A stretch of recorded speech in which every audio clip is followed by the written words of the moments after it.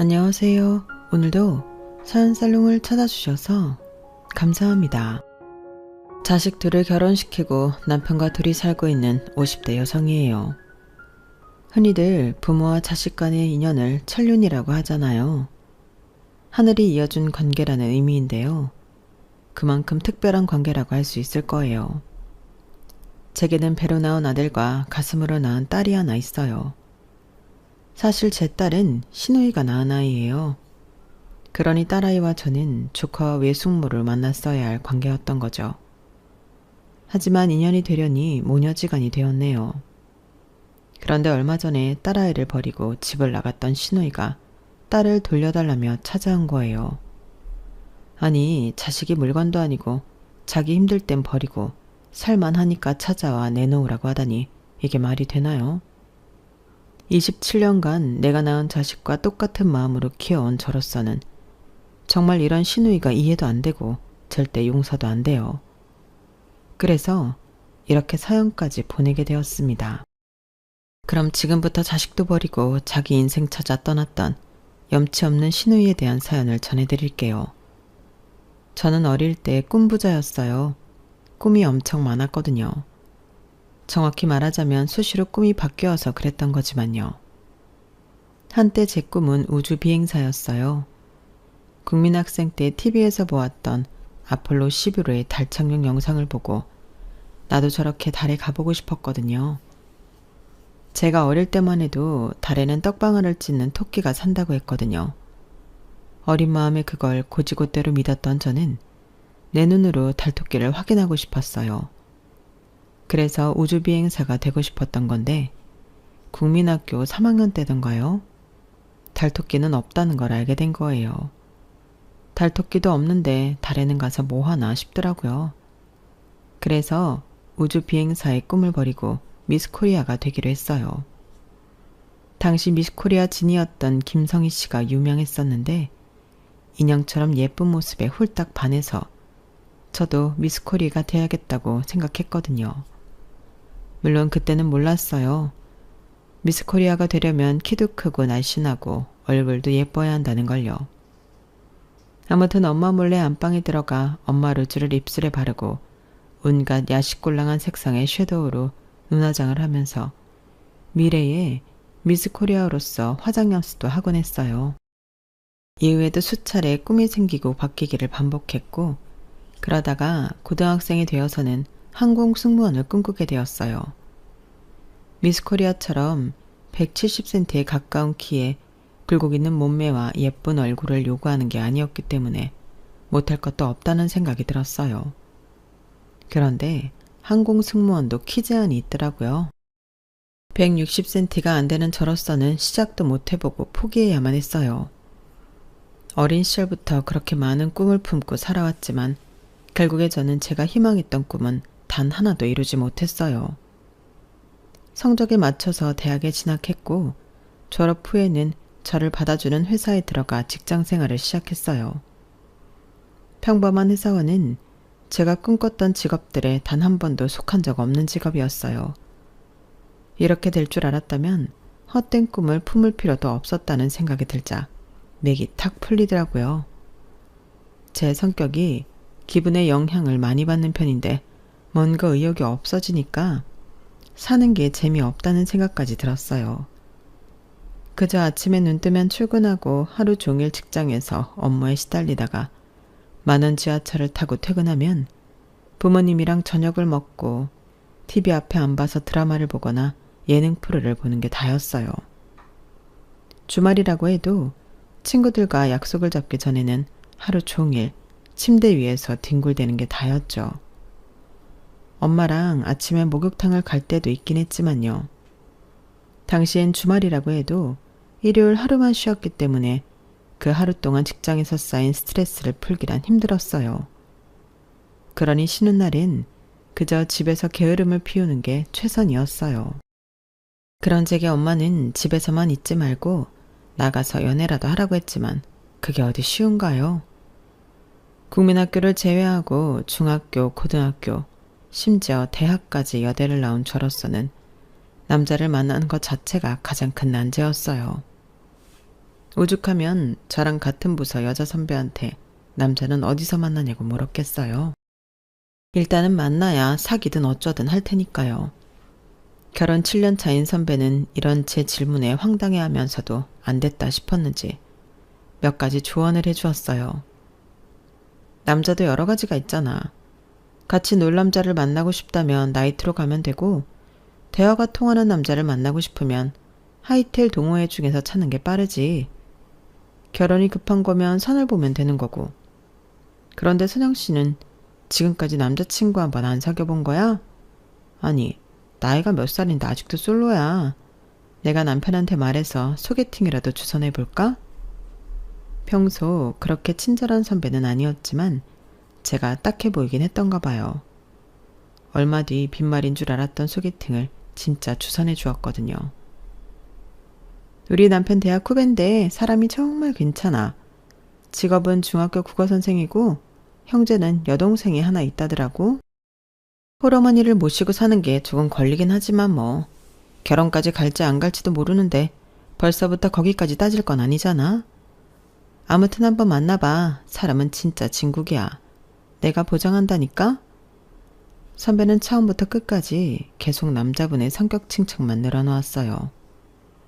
자기 결혼식 때 기차 타고 지방까지 내려와 참석해줬다는 것부터 자기 아이 100일이며 돌까지 매번 챙긴다는 것과 시어머니가 돌아가셨을 때도 발이 나는 날까지 내내 장례식장을 지켜줬다는 것까지 칭찬이 일색이었어요.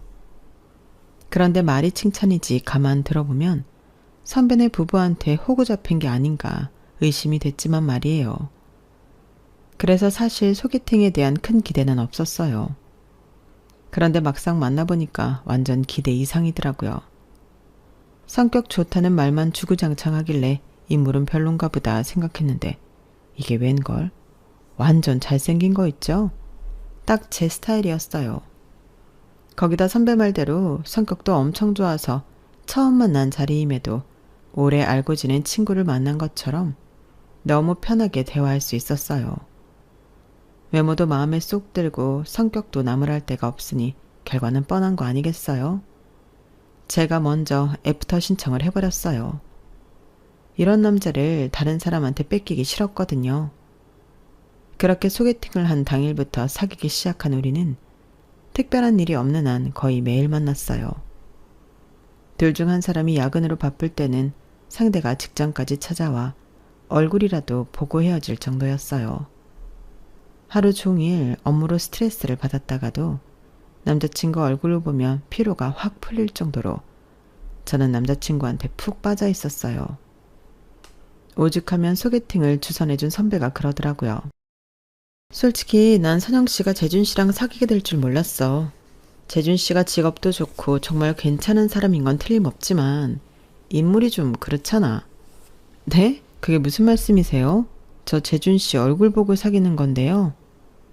제 말에 선배는 처음엔 제가 장난을 하는 줄 알고 깔깔대며 제 어깨를 손으로 탁탁 치더라고요. 그러다가 제 표정을 살피고는 경악에 가까운 표정으로 변했어요.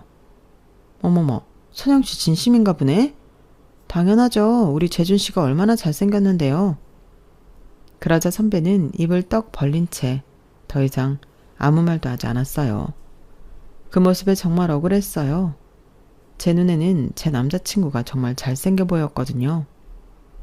진돗개 눈처럼 속쌍꺼풀이 눈에 코카스파니엘 저리 가랄 곱슬머리, 오똑한 코에 알사탕을 문 것 같은 통통한 보살까지 정말 귀여웠어요. 제가 이 얼굴에 빠져서 결혼까지 했으니 말 다 했죠. 아무튼 저는 남편을 볼 때마다 항상 남편 볼을 손으로 부비면서 잘생겼다고 그러거든요. 지금까지도요. 그런데 연애 초반엔 제 이런 행동에 남편의 반응이 썩 좋지 않았어요. 그러다 사귀고 반년쯤 됐을 무렵 진지하게 그러더라고요. 선영아, 내가 전부터 궁금했던 게 하나 있는데 솔직하게 대답해줬으면 좋겠어. 매번 나한테 잘생겼다고 하는 말 말이야. 나 좋으라고 하는 소리니 아니면 장난으로 하는 소리니? 응? 그게 무슨 소리야? 나도 사람인데 내 외모를 모르겠니? 태어나서 지금까지 잘생겼다는 말은 너한테 빼고 들어본 적이 없어. 솔직히 내 얼굴이 잘생긴 거랑은 거리가 먼 얼굴이잖아. 남편의 말에 순간 정신이 멍해졌어요. 내 눈에는 분명 남편이 잘생겨 보이는데 왜 다들 이런 말을 하나 싶었거든요. 물론 정우성이나 장동건처럼 전형적인 미남형은 아니지만 그래도 남편은 남편 나름대로 잘생긴 얼굴이 분명하거든요. 그런데 마치 제 눈이 잘못된 것처럼 다들 이런 반응을 보이니까 정말 내가 이상한 건가 하는 생각이 들더라고요. 그래서 속상하고 답답했어요. 남편조차도 내 진심을 믿지 못하는 것 같아서요. 서운한 마음에 울먹이면서 나는 진심이었다고 말을 했더니 남편이 잠시 저를 바라보기만 하더라고요. 그러더니 피식 웃으면서 이러는 거 있죠? 사람 마음이 참 간사한 게 네가 자꾸 나보고 잘생겼다고 말해주니까 언제부턴가 나도 그 말이 당연하게 받아들여지는 거 있지? 진심이 아닐지도 모른다는 생각을 하면서도 말이야. 고마워 선영아. 난 진짜 행운한가 봐. 내 부모 외에 날 이렇게 예쁘게 봐주는 사람을 어디서 만날 수 있겠어? 이래서 집신도 제 짝이 있다고 그러나 보다. 다른 사람 눈에는 영 아닌 내 얼굴이 자기 눈에는 잘생겨 보이니 말이야. 이거야말로 진정한 천생연분 아닐까? 안 되겠다. 우리 그냥 결혼해야겠다. 죽었다 깨어나도 너 같은 여자는 다시 못 만날 것 같거든. 지금까지는 선영이 네가 날 예뻐해줬으니까 앞으로는 내가 널 더 예뻐해줄게. 그러니까 나랑 결혼하자. 응? 비록 사귀자는 말은 제가 먼저 했지만 결혼하자는 말은 남편한테 먼저 들을 수 있었어요. 남편과 2년 넘게 사귀는 동안 남편을 통해 신우이에 대한 얘기를 종종 들을 수 있었지만 실제로 본 적은 한 번도 없었어요. 나이 차이가 6살이나 나서 그런가 남편은 동생을 어리게만 보는 것 같았어요. 어릴 때부터 공부를 잘했던 남편과 달리 신우이는 공부에는 취미가 없는 것 같았어요. 미용 기술을 익혀서 자기 샵을 차리는 게 꿈이라고 하는 걸 봐서는 공부보다는 손재주를 타고난 것 같더라고요. 양가 부모님께 인사를 드리기 전에 먼저 신우이를 밖에서 따로 만나게 됐는데 딱 보니까 남편하고는 180도 다른 분위기더라고요. 뭐랄까, 소위 말하는 날라리 분위기였어요. 학창시절에 반에 한두 명씩 있던 날씬않은 학생들처럼 말이에요. 저보다는 2살 아래였는데 옷차림만 보면 10살쯤 어려 보였어요. 당시 어린 친구들 사이에서 유행하는 옷차림과 화장법, 헤어스타일을 하고 있어서 그랬는지도 모르겠네요. 이대 입구에 있는 헤어샵에서 일을 배우고 있다는 신우이는 저를 처음 보는 자리에서 바로 저를 올케 언니라고 불러주었어요. 낯선 호칭에 남편도 저도 살짝 당황하긴 했지만 내심 듣기 좋더라고요. 신우이는 마치 제 입속의 혀처럼 제가 듣기 좋을 법한 말만 골라서 해주었는데 이상하게 저는 그 말이 불편했어요. 분명히 저한테 듣기 좋은 말을 해주는데도 진심이 하나도 느껴지지 않았거든요. 제가 느낀 신우이의 첫인상은 가면 쓴 여우, 딱 그거였어요. 속으로 어떤 생각을 하는지는 모르겠지만 겉으로 보이는 것과는 다를 거라는 건 확실했어요. 그리고 그런 제 느낌은 어느 정도 정확했더라고요. 어머님은 굳이 분류하자면 신우이보다는 남편과 비슷한 성향인 것 같았어요. 수수한 외모에 말씀도 행동도 조용한 분이셨어요. 혼수나 예단 문제도 상식적인 선에서 제시하셔서 저희 부모님도 시어머니 칭찬을 많이 하셨어요. 사부인이 아주 인품이 훌륭한 분이시더라. 이서방이 어머님을 닮아서 사람이 진국인 것 같아. 다행이다. 남편감도 뭐 하나 아쉬운 게 없고 시어머니도 좋은 분이니 말이야. 그런데 신우이는 좀 다른 것 같더라. 아무리 헤어샵에서 일을 한다곤 하지만 상견례 자리에 노랑머리에 가슴골이 훤히 드러나는 옷을 입고 오는 게 어딨니? 다이값도 못하고 말이야. 암튼 앞으로 신우이는 신경 좀 써야겠더라. 엄마 말대로 신우이는 상견례 자리에서 단연 눈에 튀는 사람이었어요. 결혼식 당일에도 마치 자신이 주인공인 것처럼 엄청나게 꾸미고 왔더라고요. 검은 망사 스타킹에 빨간색 타이트한 원피스를 입고 머리에는 영화 사브리나에서 오드리 헵번이 쓰고 나왔을 법한 창 넓은 모자를 쓰고 왔어요. 거기에 새까만 선글라스까지 쓰고 말이죠. 그걸 본 저희 엄마는 표정 관리가 안 될 정도로 화가 나셨고 시어머니는 딸의 철없는 행동에 어쩔 줄 몰라 하셨어요. 그날 이후 제 친정에서는 시누이 얘기만 나오면 고개를 절레절레 흔들게 되었어요. 그리고 그 정점은 바로 2년 뒤 벌어진 일일 거예요. 제가 아들을 출산하고 업무 복귀가 불발되면서 이거와 살림을 하며 살던 때였는데 하루는 시어머니께서 저희 부부를 집으로 부르셨어요. 남편 퇴근 시간에 맞춰서 이제 막 걸음마를 시작한 아들을 데리고 시댁에 도착했는데 집 안에서 아기 울음소리가 들리지 뭐예요. 남편도 저도 의아한 표정으로 집 안으로 들어갔는데 어머님이 갓난아기를 들치 않고 계시더라고요. 순간 머릿속에서 떠오른 건 시누이 한 사람뿐이었어요. 정확히는 시누이가 사고 쳤구나 라고 생각했어요. 저희 부부가 결혼하고 얼마 안 됐을 시점 시누이는 직장 근처에서 친구랑 자취를 하겠다고 집을 나갔어요. 말로는 친구라고 했지만 그게 여잔지 남자인지는 알 수 없으니까요. 아니나 다를까 제 예상이 맞았어요. 이를 어쩌니 채은이가 글쎄 애를 낳았지 뭐니. 결혼도 안 한 처녀가 어쩌자고 애를 낳아선. 이 기집애가 진짜. 재은이 지금 어딨어요? 야 이재은 너 당장 안 나와? 남편은 소리를 지르며 시누이 방문을 확 열었어요.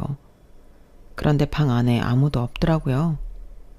남편이 이어서 욕실 문도 열었는데 욕실 안에도 없었어요. 집안 어디에서도 시누이 모습은 보이지 않았어요. 엄마, 재은이 이 기집애 어딨어요? 그러자 어머님은 소파에 털썩 주저앉으시더니 울먹이며 그러셨어요. 아침에 일어나 보니까 애만 덩그러니 두고 도망갔지 뭐니. 아무리 철이 없어도 그렇지 어떻게 지 새끼를 두고 도망을 가. 아유 내 팔자야. 시집도 안 간 딸년이 애만 낳아놓고 도망갔으니 이제 이 애는 어쩌냐고. 시누이가 애를 버리고 도망갔다는 말에 뒷머리가 삐죽 서는 기분이었어요. 어머님은 애를 안은 채 신세한탄을 하셨고 남편은 얼굴이 빨갛게 달아올라서는 한숨을 푹푹 쉬며 앉지도 서지도 못한 채 집안을 서성댔어요. 시누이가 사라지고 한동안은 어머님이 아이를 돌보셨어요. 아이한테 필요한 백신 접종을 하는 날에는 제가 시댁에 가서 시누이 애를 데리고 병원에 다녀오곤 했어요. 그렇게 한 달, 두 달, 석 달이 지나가자 어머님이 애를 데리고 저희 집으로 오셨어요. 그날 어머님은 지금까지 봐왔던 어머님 모습과는 확연히 달랐어요. 피곤에 쩔어서 눈가에 다크서클이 잔뜩 내려앉은 데다 살이 얼마나 빠지셨는지 완전 반쪽이 되셨더라고요. 얘, 이러다간 내가 먼저 죽겠다. 얘가 어찌나 울어대는지 내가 아주 밤에 잠도 한숨 못 자고 있다니까. 내 딸년 자식이고 나발이고 나도 이제 모르겠다. 나부터 살아야지. 더는 이러고 못 살아. 애비한테 말해서 시설 좀 알아보라고 해라. 지 엄마도 안 키우겠다고 도망친 마당에 어쩌겠니? 시설에다 보내줘야지. 어머님, 그게 무슨 말씀이세요? 아니 그런다고 어머님 손녀딸을 시설에 보내신다는 게 말이 돼요? 어떻게 그러실 수가 있어요? 그럼 어쩌냐? 내가 먼저 죽겠는데. 너야 젊으니까 애 키우는 게 아무렇지 않은지 몰라도 난 내일 모레면 환갑인데 애 키울 기운이 어디냐고. 아무튼 난 더는 못하니까 재준이한테 말해서 당장 애 데리고 가라 그래. 애를 키우는 엄마로서 어머님의 행동이 도저히 이해가 안 갔어요. 어떻게 자기 손녀딸을 버릴 생각은 합니까? 이게 사람이 할 짓이냐고요. 저도 육아를 하면서 너무 힘들어서 다 때려치우고 싶었던 순간이 한두 번이 아니었어요. 하지만 어디까지나 생각일 뿐이지 이 어린 생명을 두고 허튼 짓은 할 용기까지는 절대 낼 수 없었어요. 내가 이 아이의 엄마니까 내가 아니면 이 작은 생명체는 꼼짝없이 죽을 수밖에 없으니까 말이에요. 그런 의미에서 자식을 버리고 집을 나간 시누이도 그렇고 딸이 버리고 간 손녀딸을 시설에 보내겠다는 어머님도 그렇고 정말 무서운 사람들이란 생각이 들었어요. 어떻게 손녀딸을 시설에 보낼 생각을 해요. 그런 시어머니한테 계속 애를 맡기는 건 너무 위험하다는 생각이 들더라고요. 그래서 일단 아이는 저희 집에 두시고 집에 가셔서 쉬시라고 했어요. 그러자 어머님은 마치 기다렸다는 듯이 아이 물건이 담긴 가방을 툭 던져놓고는 뒤도 안 돌아보고 가버리시더라고요. 퇴근해서 집에 돌아온 남편은 제 품에 안겨 잠든 조카를 보고는 어머님이 오셨냐고 묻더라고요. 엄마 왔어? 당신 힘들 텐데 은솔이는 나한테 줘. 어머님 가셨어. 아니 내가 은솔이 두고 가시라고 했어. 그제야 남편은 제 표정을 살피며 무슨 일이 있었냐고 물었어요. 어머님께서 더는 은솔이 못 키우시겠대. 당신한테 시설을 알아보라시는데 이 어린 걸 어떻게 시설에 보내겠다는 건지 난 도저히 이해가 안 가. 여보, 당신이 어머님께 잘 좀 말씀드려봐. 애 보는 사람 붙여드릴 테니 조금만 참고 기다려달라고. 혹시 알아? 아가씨가 내일이라도 당장 돌아올지. 은솔이 지금 포기하면 영영 지 엄마도 못 만나고 남남으로 살아야 돼. 시설에 들어가는 순간 다 끝난다고. 그건 너무 불쌍하잖아. 남편은 당장 어머님께 전화해 일하는 사람을 붙여드리겠다고 말씀드렸어요. 그런데도 어머님은 막무가내셨어요. 사람을 붙이든 말든 당신은 더는 못 키우니까 시설에 보내든지 아니면 저희 보고 키우라고 하시더군요. 그렇게 애가 불쌍하면 니들이 키우지 그러냐? 다 늙은 애미한테 떠넘기지 말고 니들 손으로 직접 키우라고. 세상에 이게 말이나 되는 소리예요?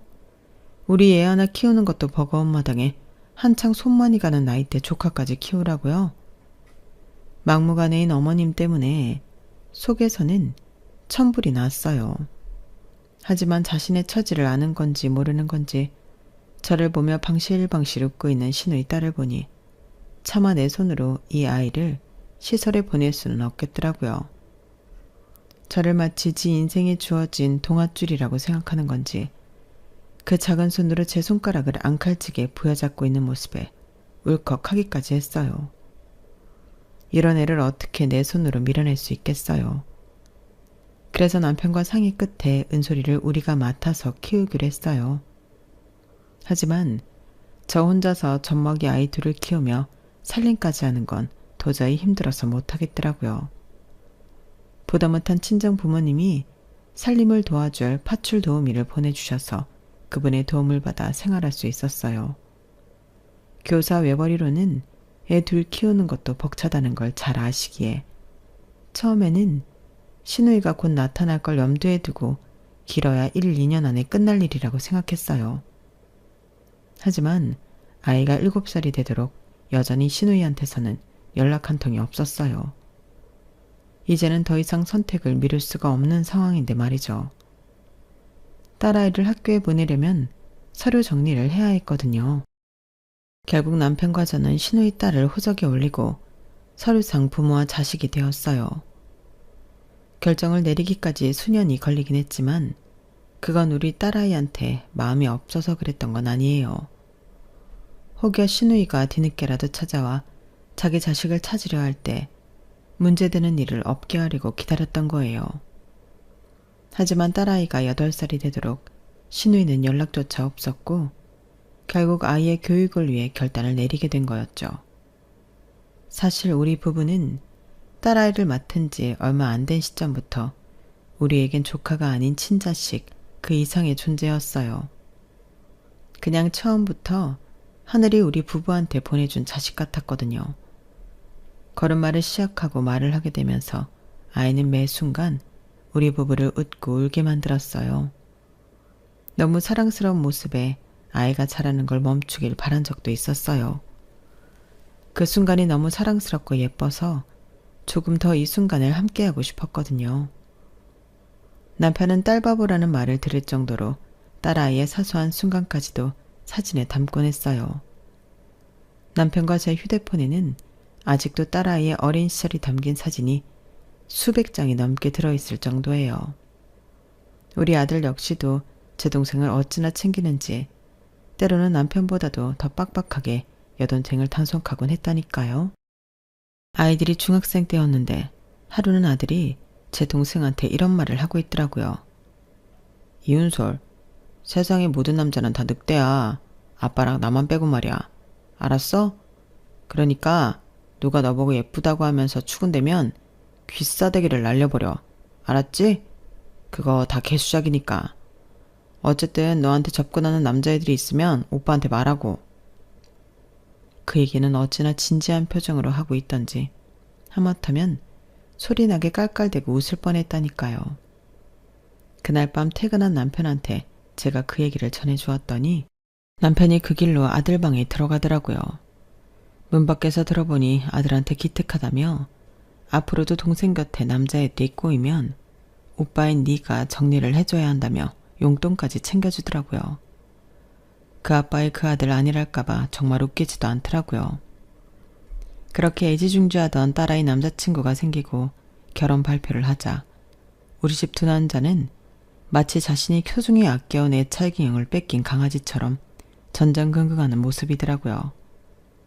그러다 딸아이와 함께 인사를 하러 집에 찾아온 예비사위를 보고는 눈으로 레이저를 쏘아대는데 제가 다 어이가 없더라고요. 여보, 그만 좀 해. 은솔이 평생 끼고 살 거야? 할 수만 있다면 난 우리 딸 시집 안 보내고 평생 옆에 끼고 살고 싶어. 이 남자가 진짜 딸 자식 인생을 망치려고 이래? 은솔이가 당신이랑 살고 싶대?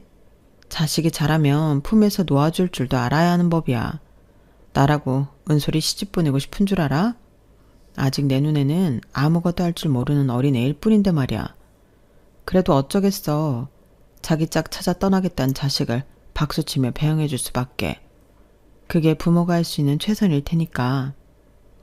딸아이는 26이 되자 수년간 사귀어온 대학 선배랑 결혼을 하겠다고 했어요.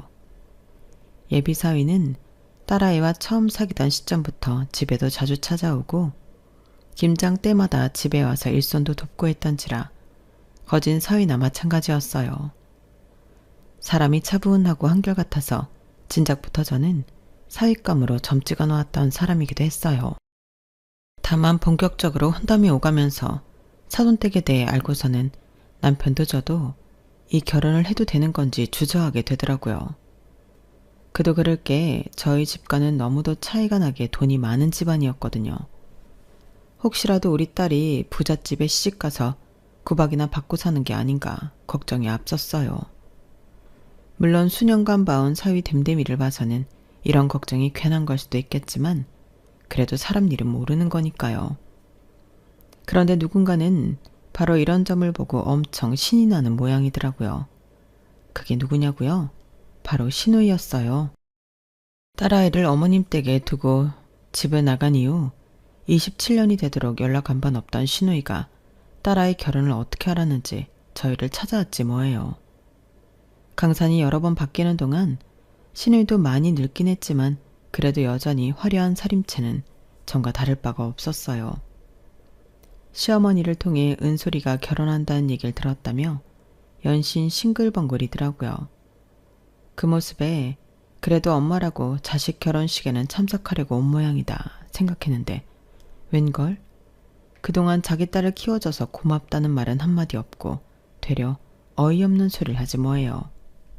오빠, 그동안 내 딸 키우면서 딸 키우는 재미도 느끼고 좋았지?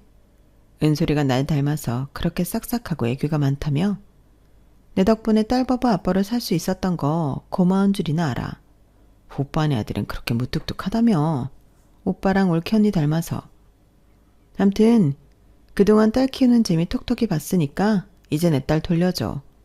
상견례 전에 호적 정리부터 끝내자고.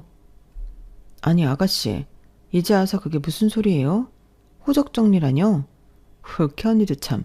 내 딸인데 그럼 오빠랑 올케 언니 딸로 살게 해야겠어요? 우리 은솔이 내 배 아파서 낳은 딸이에요. 그렇죠. 아가씨 배 아파서 낳은 딸이요. 우리 은솔이. 그런데요. 아가씨가 그 권리를 포기하고 도망쳤잖아요. 무려 27년 동안이나 전화 한 통 없이 영 끊고 살았잖아요. 그래놓고 무슨 염치로 이제 와서 은솔이를 달라는 거예요? 아가씨는 그 긴 세월 은솔이가 어떤 심정으로 살았을지 그건 걱정 안 돼요? 외삼촌을 아빠라고 부르고 살아야 되는 상황이 얼마나 기가 막힌지 생각은 해봤냐고요.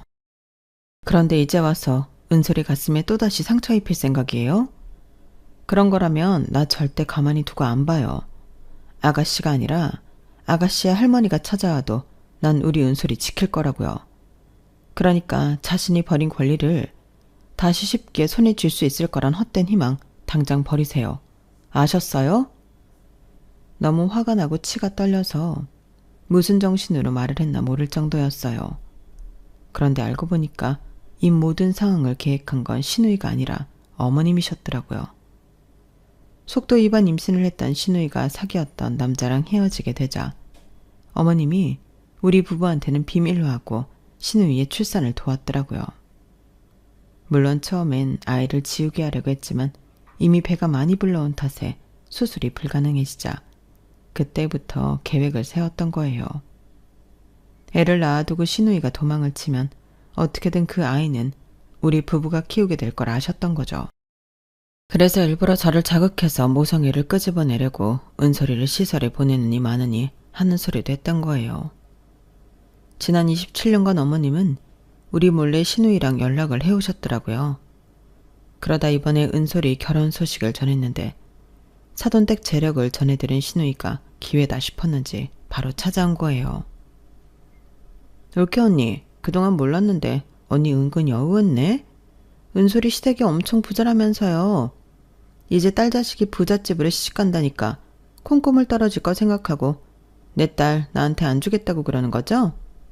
하여간에 돈 냄새를 기가 막히게 맡아서는. 근데 나도 그냥 포기는 못해요. 지금 내 상황이 그럴 여유가 없거든. 한도 없는 공짜 지갑이 눈앞에 떨어져 있는데 그걸 어떻게 안 죽고 배기겠어요? 말도 안 되는 일이지. 그러니까 좋게 좋게 해결합시다. 언니랑 오빠가 내 말 안 들어주면 나 직접 애들 찾아가는 수도 있어요. 그래도 돼요? 돈에 눈이 멀어서는 자식을 돈줄로밖에 생각 못하는 신우이를 보니 화도 났지만 한편으로는 안 됐다는 생각도 들었어요. 그간의 인생이 얼마나 공공했으면 자식을 상대로 이러는 걸까 싶었거든요. 이번 일로 남편은 신우이와 엄청 싸웠고 결국 신우이는 딸아이와 사위를 찾아갔더라고요. 그런데 거기서 생각지도 못한 일이 벌어진 거예요. 사실 우리 부부는 아주 예전부터 딸아이한테 친모에 대한 얘기를 해주었어요. 친모 못지않게 우리 부부가 사랑을 줄 수는 있지만 그래도 자신의 뿌리는 알아야 되니까요. 주변 친척들을 통해 자기 엄마가 어떤 사람인지를 일찍부터 듣고 자란 딸아이는 27년 만에 찾아와 자신을 공짜 지갑처럼 생각하는 엄마한테 무척 배신감을 느꼈어요. 그건 사위 역시 마찬가지였어요. 자신들을 만나자고 찾아와서는 연신 사돈 집안 재산이 얼마나 되는지 파악하려 혈안이 된 사람처럼 구는 게 역겨울 정도였거든요. 은솔아, 얘기 들었지? 내가 네 친엄마야. 우리 딸 그동안 엄마가 얼마나 보고 싶었는지 아니? 네 외삼촌이랑 외숙모가 아니었다면 진작 널 만날 수 있었을 텐데. 그래도 지금이나마 모든 걸 제자리로 되돌릴 수 있어서 얼마나 다행인지 몰라. 일단 호적 정리부터 하고 상견례 날짜부터 잡자. 친모가 버젓이 살아있는데 가짜 엄마 아빠를 상견례 자리에 앉힐 수는 없잖니? 자신이 버린 딸한테 진정 어린 사과는 할 생각도 않고 어떻게든 서류상 관계를 복구하는 데만 혈안이 된 신우이 모습에 딸아이는 많이 실망했던가 봐요. 안 그래도 엄마에 대한 감정이 안 좋은 딸인데 말이에요. 그걸 본 사위는 결국 자신이 총대를 매기로 했어요. 그래서 신우이한테 대놓고 그랬죠. 은솔이 낳아주신 친어머님이시라면 결혼 얘기도 어머님이랑 하는 게 맞겠죠? 어머 당연하지 사위. 나랑 얘기를 안 하면 누구랑 하겠어? 네. 그럼 일단 저희 쪽에서 원하는 혼수랑 예단 목록부터 드릴게요. 안 그래도 은솔을 키워주신 외삼촌한테 부담 드릴 게 죄송했었는데 친어머니시라고 하니까 마음이 좀 놓이네요. 사위는 애초에 있지도 않은 가짜 예단 목록과 혼수 목록을 신우이한테 건넸어요. 그러자 목록을 본 신우이는 펄펄 날뛰기 시작했어요. 아니 이게 뭐야? 수입차의 명품백, 골프채, 그리고 이 가구들은 다 뭐야? 아, 가구는 이태리 장인이 만든 수제 가구로 골랐어요. 이런 게 수십 년이 흘러도 유행도 안 타고 가치가 유지되니까요. 참, 저희 부모님이 예단비는 1억 보내시면 3천 돌려드리는 걸로 하시자는데 어떠세요? 괜찮으시죠? 그 말에 신우이는 마른 침만 연신 삼키더니 갑자기 몸이 안 좋다며 돌아가 버렸어요. 그리고 예상하시는 대로 그 길로 잠적을 해버렸고요. 결혼을 앞두고 찾아와 마음을 헤집고 간 친엄마가 야속할 법도 한데 딸아이는 이 상황을 담담하게 받아들이더라고요. 우리 딸아이와 함께 가짜 리스트를 만들어 신우이를 몰아낸 사위는 가짜 리스트를 쭉쭉 찢으며 혹시라도 우리가 오해할까봐 몇 번이나 안심을 시켜주었어요. 그 후 한 달 뒤 우리는 상견례를 했어요. 직접 만나보니 사위가 누굴 닮았는지 확실히 알겠더라고요. 사돈 내외 모두 수수하고 인상이 좋은 게 사위랑 분위기가 똑같았거든요. 이번 결혼은 자식들이 부모한테 손 안 벌리고 지들 형편에 맞춰서 하겠다고 하니까 그렇게 하도록 놔두자고 하셔서 우리도 아이들 뜻을 따르기로 했어요. 시작부터 자기들 손으로 하나하나 마련해 보겠다는 그 마음이 어찌나 예쁘던지 몰라요. 돈보다는 내 옆에 있는 사람과 함께 인생을 설계한다는 거에 의미를 두는 것 같았거든요. 이런 마음을 신우이가 보고 배워야 하는 건데 그 점은 조금 아쉽네요. 사람은 쉽게 변하지 않는다고 신우이가 이번 일로 뭔가 깨닫고 마음가짐이 변할 거라고는 생각하지 않아요. 하지만 먼 훗날이라도 자신이 벌일 행동에 대해 창피함 정도는 느낄 수 있길 바랍니다. 적어도 인간이길 포기하지 않는다면 말이죠. 지금까지 제 사연을 들어주셔서 감사합니다. 여러분의 가정에도 항상 좋은 일들만 있기를 기원합니다. 여러분, 사연 댓글에 응원과 현명한 조언 부탁드려요. 좋아요와 구독은 저에게 큰 힘이 됩니다. 오늘도 좋은 일 가득하세요.